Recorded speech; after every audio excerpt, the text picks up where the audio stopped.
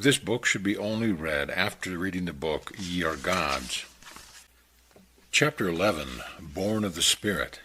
In order to command legions, one must first be able to command himself, for he who ruleth himself is greater than he who rules kingdoms. To be born of the Spirit is one thing. To go on after this spiritual birth, even to full maturity, is quite another. To reach the full maturity of the Spirit, it is quite necessary to continue to hunger and thirst after righteousness. This maturity comes, beloved, as you learn to continue in steadfast prayer and rejoicing. Then will hope turn into abundant faith, and faith becomes knowledge endowed with power. Never cease to hunger and thirst until you receive the very fullness of God, this inner perfection which must be brought forth until it fills all the outer realm of your being, and life is the completion of your divine destiny as far as the sphere of action is concerned. For know this, my greatly beloved, that you cannot bring this inner perfection of complete selfishness and devotion into full activity without changing the condition around you and the lives of others. This is done by living the higher law of righteousness, not just by believing them. Even the devils believe.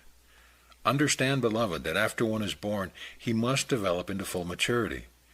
To be born of the Spirit but places you upon the road of spiritual progress, which only ends with the very fullness of the Father. Then and then only has the soul developed to its full stature, and the spiritual birth fulfills its measured requirements. This being born again is a principle upon which millions have placed their hope of salvation, and they know not that salvation is but the infant state of immaturity. It is but the state of a newborn child. It is for those who continued on the upward path after their infant feet have been placed upon the sacred highway of light, who continue the inner striving to find and to know God, who continue to develop into the fullness of maturity, to whom all powers are given. These are they who learn to hear my voice, to fulfill the will of God, to keep his commandments with a glory of singing joy. Each commandment, each suggestion of the Father is but a waymark along the glorified path of exaltation. For such as continue to follow his commands with joy, there shall come the time of contact from within, and his living, life-giving words will become a part of life itself. For such the test of actually knowing God become a glory and not a burden, a joy and not a sorrow, an opportunity and not a punishment. For one must be tested and tried in all things in order to rise above all things. Salvation is for the weak, for those who never stand upon their own feet, who never learn to walk with God in their own strength. Salvation is for those who lean on their appointed leaders or on the strength of others. These are they who let others do their thinking, and who never waken their souls for that divine hunger and thirsting to actually know God, that they might walk with him. These are the ones who can be lulled into sleep in a crib that is too short for growth, and with the covering too narrow for the great spiritual covering required for full maturity. Salvation is my gift to all. It is my gift to every human being who does not forfeit his right to it. In the love of my sacrifice of myself was contained the power of your salvation, if you will only accept it. It was and is given freely. It is for all except for those who forfeit it by transgressions too great to be forgiven, or by a rejection that is filled with complete knowledge. Salvation is for those who only accept being born again, or being born of the Spirit, as the complete fulfillment and goal of the all-righteousness and the end of a struggle instead of only the beginning. It is for those who permit others to do their thinking and who never learn to walk in their own greatness, fulfilling their own complete destiny and pattern of life. Yea, beloved, salvation is the infant's reward. It is for those who fail to mature to the fullness of the Father in a love and selflessness and joyous devotion that surpasses and bypasses the tears and anguish and darkness and selfish desires and petty petitions, and steps into the love that disdains rewards and personal glory. It is a love so perfect it has eyes only single to the glory of God, and with such a love a full maturity of the soul is completed. Thus the glory of God, as you seek to fulfill it, becomes your glory and your fulfillment. Yes, my dearly beloved, exaltation is for those who fulfill their own promise of greatness by leaving the self behind. These are they who reach their full maturity of soul and learn the power of walking with God. These are they who develop the power to rend the veil of darkness first within themselves. Then, reaching out, they help to rend it from the face of the earth. By the development of perfect love, by thanksgiving and joyous ecstasy, they become united with the very power of eternal light. To shout hallelujah is not enough. To be good is not enough. To live as the professing race of Christians have lived during the last 2,000 years is not enough. Neither is it enough to give every moment of your life to fill some higher position. Such positions usually are the complete reward for such service as one is lifted in prestige and receiving the coveted honor of men. The great reward, the complete fullness, the divine maturity, which must fulfill the purpose of being born of the Spirit, is the overcoming of the physical self. This little mortal self, willed with its self-important ego, must step aside to let the soul progress in its destined, complete, glorified maturity.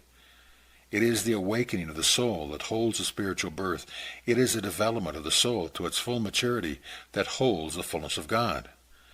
It is the little mortal self with its pride, its lust, its weakness and faults, and fears and burdens of accumulated darkness that is blocking the progress of the soul. It is the self-righteousness of man that is holding back the new day even more than the wickedness of defiance and rebellion. The full maturity which is meant to follow the birth or awakening of the soul can only come after one has overcome the little mortal self. As long as this outer physical being predominates and rules, one is serving mammon, or the flesh. When the spirit rises up to the equal of the physical, begins to give battle for its heritage as the firstborn to the throne of rulership, then the victory can be achieved and the rightful heir to the throne can begin its righteous rule. This struggle is one that is completely unobserved by the outside world, and he who boasts of it and of his progress, or even mentions his degree of salvation, is still in the infant stage. Remember, beloved, that the spirit is the firstborn, for it was born or clothed in spirit, formed long before the physical birth. It is the firstborn and is heir to the rulership of the body and its senses. When the rightful heir to the throne of your own being takes over, all things are complete and fulfilled, for it is a rule of power and love and perfection and glorified achievement.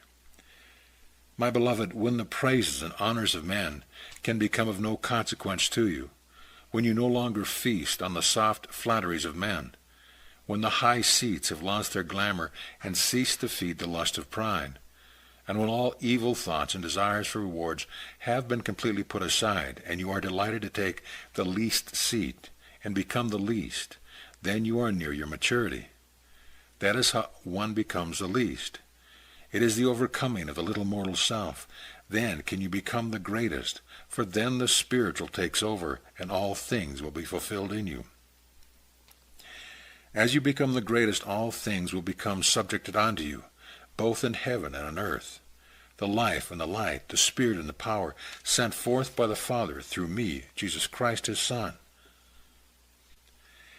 My dearly beloved, when you realize that your physical self you can do nothing, that your physical being holds no power, then God can clothe you in the white raiment, and you will be clothed indeed. Then will the shame of your nakedness be covered, so that it will never appear, and you will realize that I am the vine. You will then know that your own works, though they took your entire strength, time, talents, and even your life, were but dead and empty works. When the pure love of God can be shed forth through your heart, without malice, prejudice, pride, or darkness in its forgiving, compassionate, Christ-like divine essence, that you will find yourself clothed in light, endowed with infinite power, giving out the healing power of eternal love and one with God. Now, beloved, if you can learn that your own greatness must unfold through the divine will of God, as you learn to place yourself in complete and utter surrender to his divine will, though it be the cross, you will come into the fullness of your resurrected soul, as the seals to its tomb are removed from within you, and it steps forth clothed in the almighty power of God. You will then realize that the greatest tragedy the world ever held was my crucifixion, which was also the greatest blessing ever given. Your own crucifixion of self upon the cross will bring forth your own resurrection into the great powers of the Almighty Father. When your will can have and become one with his will, you will have the ears to hear. and you will comprehend the music of the spheres, and will become a part of the very vibration and harmony of the divine song of the universal triumphant glory, the new song. Yea, then will your heart be opened wide to my pure love as it flows forth through you, and out to bind the broken, to heal the halt, to restore the lame and the blind, and bless and redeem the earth upon which you stand. Then will all the great and holy promises that have been made since time began be fulfilled in you. Then will you be able to do the works that I did, and the first work required of me is the same that is required of you, even the overcoming of the little physical mortal self. This was my struggle, even as it is yours. After the self is overcome, then can you go on to do the greater works, for I will be with you.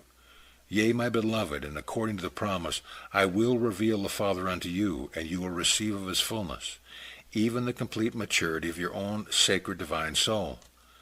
Such are my promises, and such will be their fulfillment unto you, for the promises cannot be broken, neither can they remain or return unto me unfulfilled.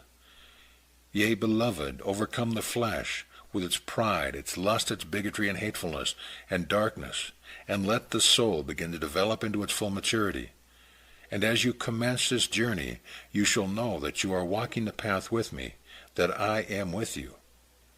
When you have finished it, you shall henceforth walk with God.